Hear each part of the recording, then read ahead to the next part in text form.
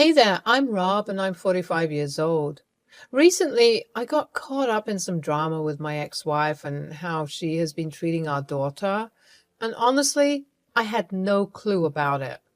Let me rewind all the way back to how it all began about 20 years ago. Time sure flies. Looking back, it all started around 20 years ago when Marianne and I first met at a bar. I had just achieved my airline transport pilot license and I was celebrating. The moment I laid eyes on Marianne, I was already in love. It was like magic, and I thought she was the one from the get-go. We hit it off instantly, started dating, met each other's families, and everything just fell into place. 2 years later, I was 27, she was 25, when we said, I do.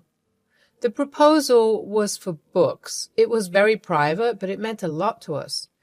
I whisked her away on a sweet picnic, and as the day turned to night, we were stargazing with a bottle of wine.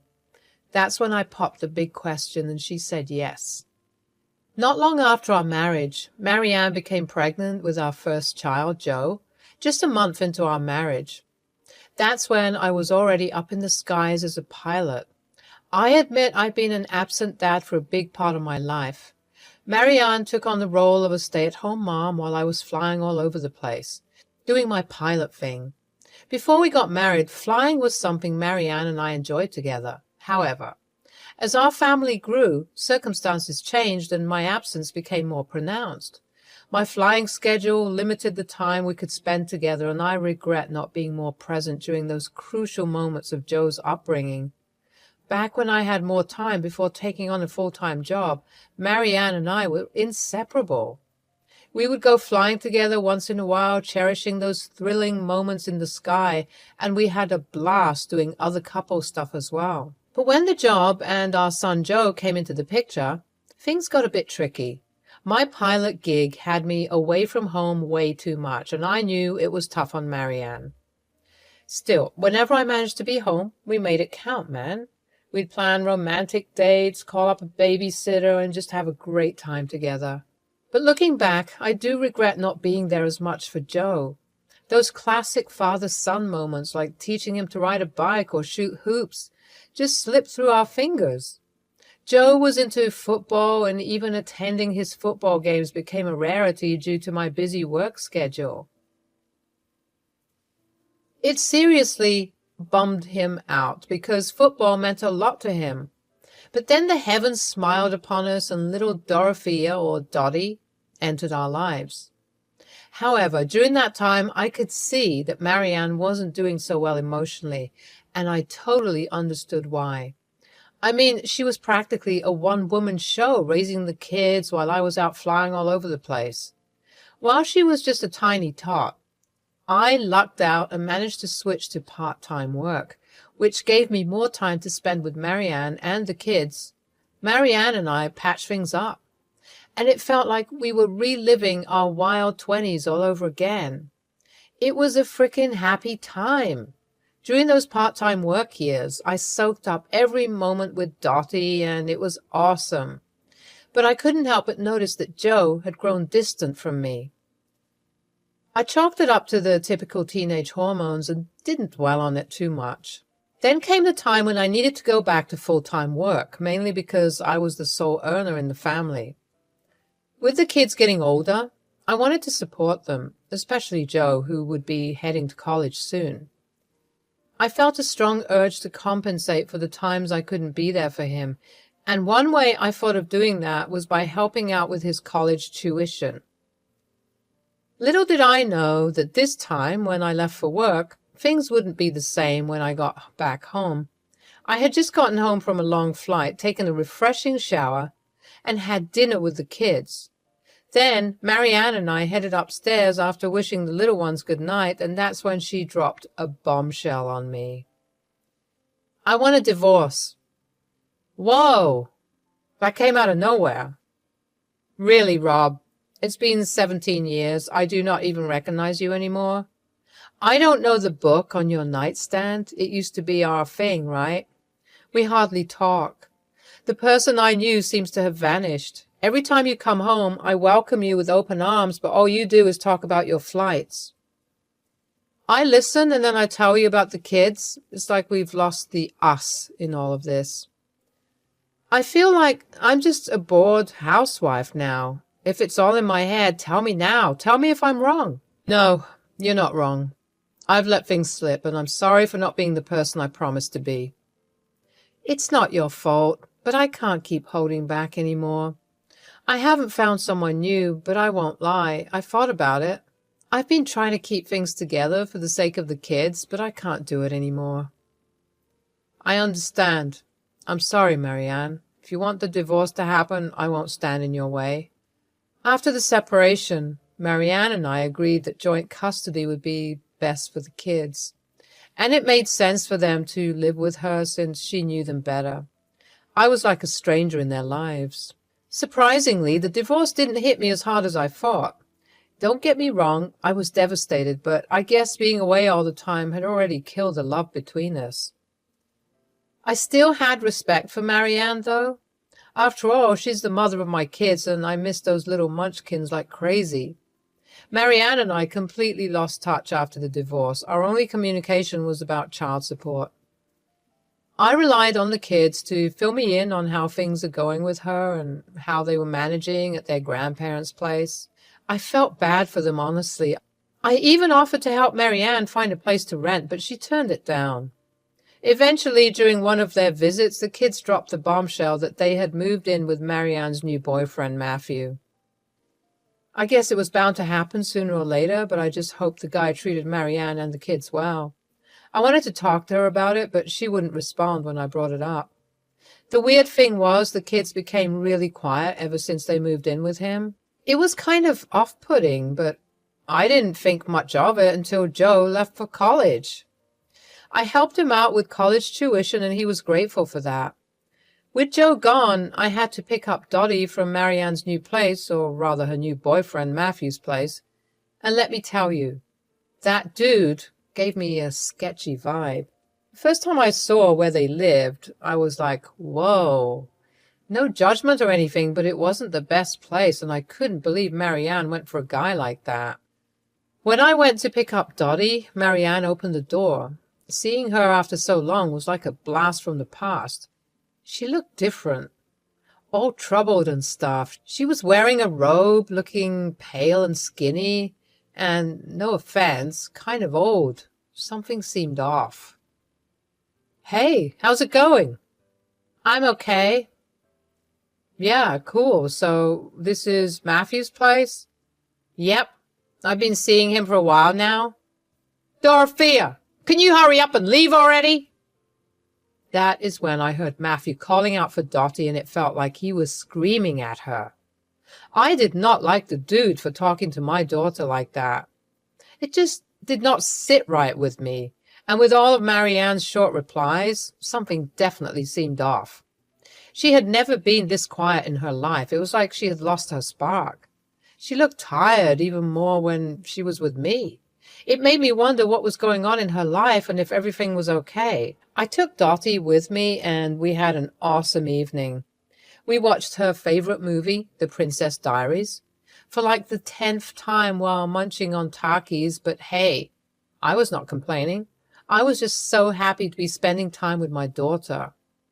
For dinner, we ordered pizza, and then we indulged in Ben & Jerry's cookie dough ice cream for dessert. During our little dinner chat, I tried to get to know more about this Matthew character. So, does Matthew treat your mother right? Yeah. Well, is he nice to you? Yeah. That's good, kiddo. You know, you can always tell me if you have any problems.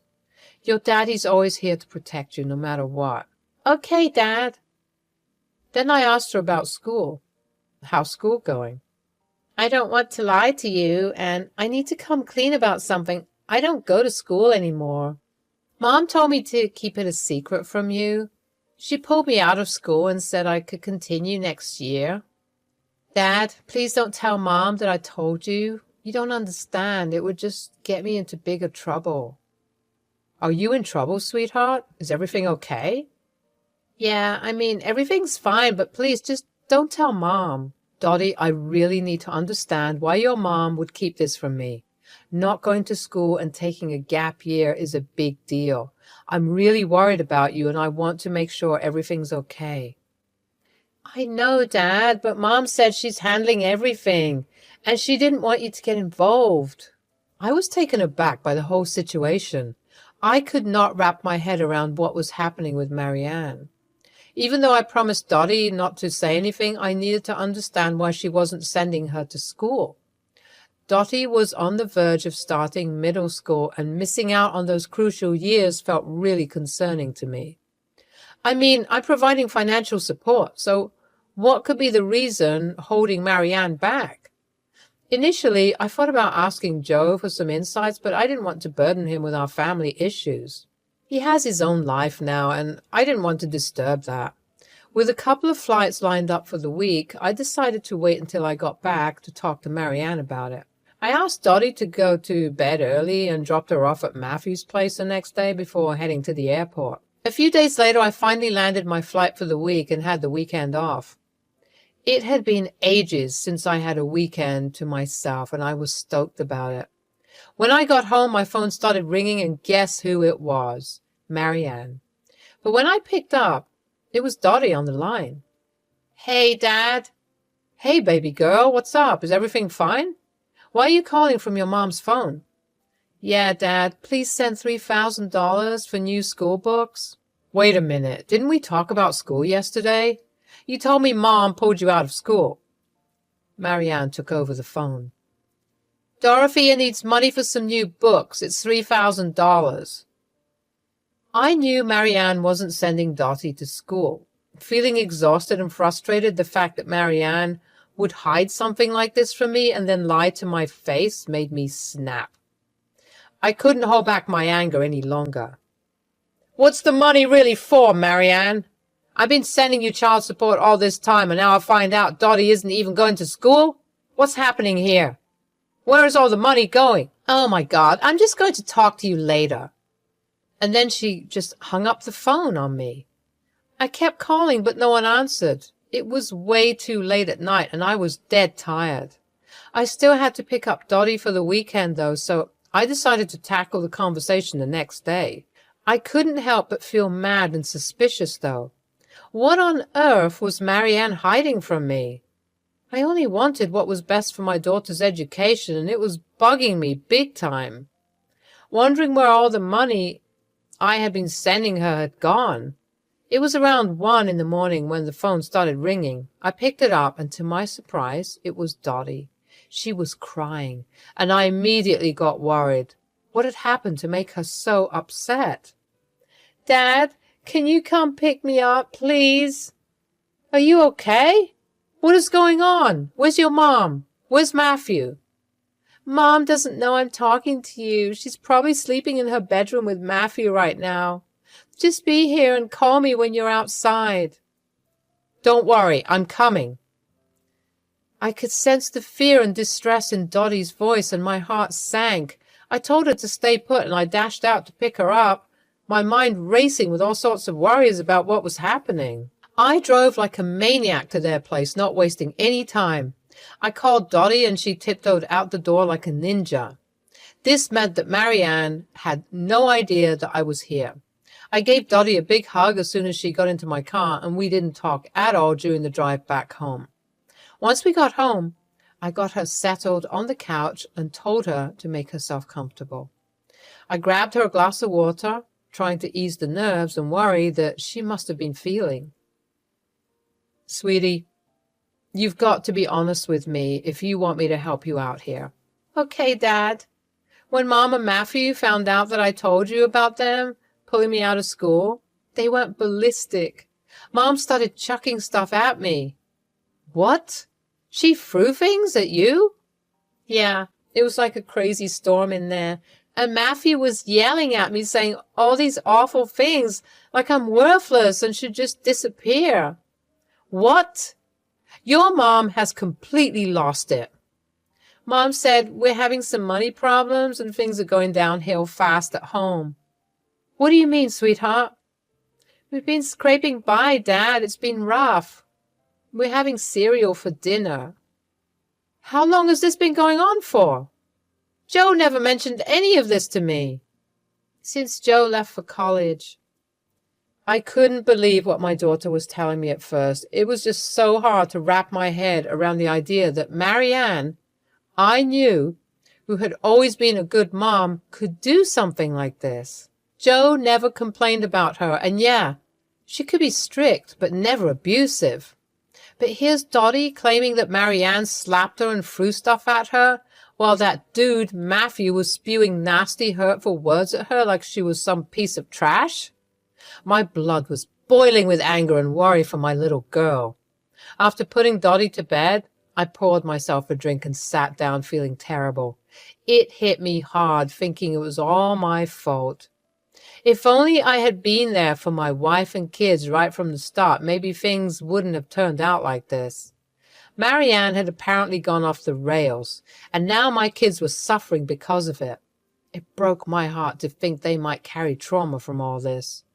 Hearing what Dottie went through that day made me wonder what else Joe had kept hidden from me. I had so many questions swirling in my head. Why was Marianne acting like this? What caused her to change into someone unrecognizable? Had my absence turned Marianne into a monster? The next day, I asked Dorothea to stay home and headed over to Marianne and Matthew's place. I was so furious that I feared I might actually punch that guy for what he said to my daughter. I knocked on their door, and Matthew answered.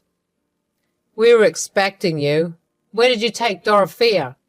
"She's my daughter, and it's none of your business where she is. Where's Marianne?" I stepped inside the house. Marianne was there, sitting on the couch, sobbing uncontrollably. I was so puzzled, I just needed the truth at this point.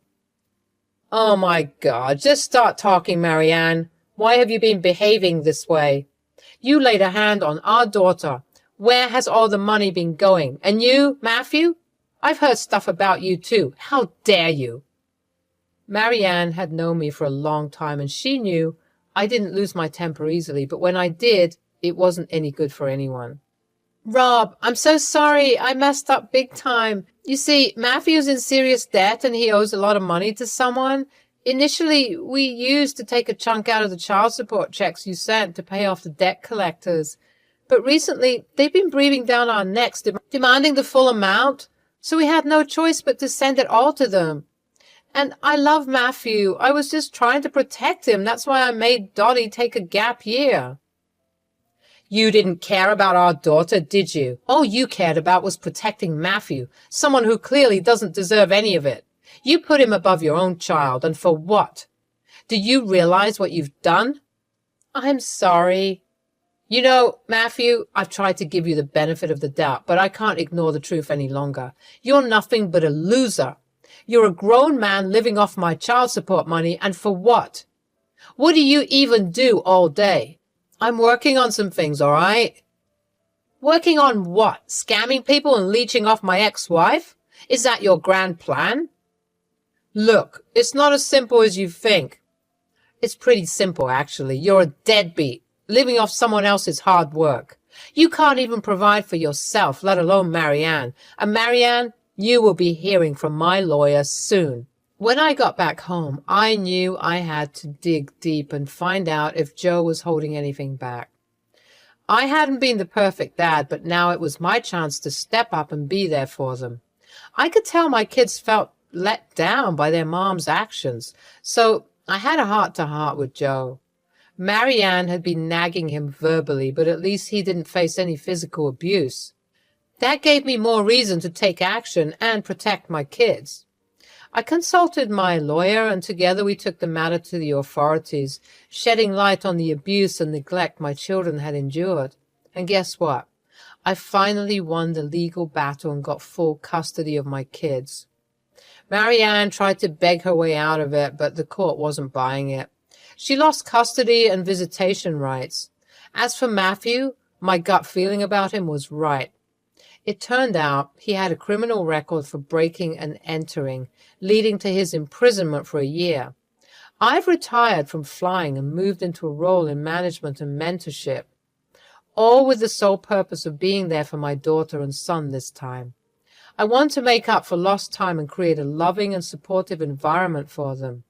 My kids are my priority, and I'll do whatever it takes to give them a safe and loving home. I want them to know that they can count on their dad, and I'll never let them down again. We got a long road to heal, but I'm going to be the best dad I can be.